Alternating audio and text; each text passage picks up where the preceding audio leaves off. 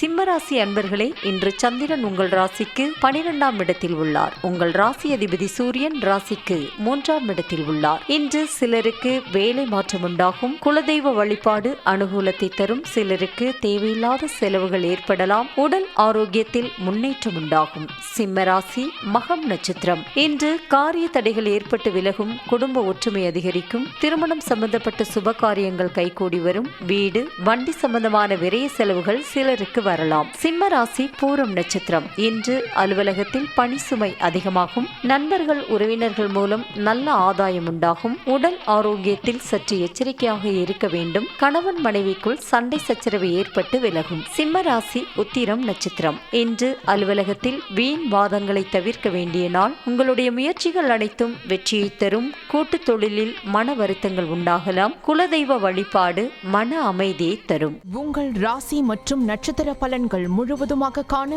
டிஸ்கிரிப்ஷனில் உள்ள லிங்கை கிளிக் செய்யவும்.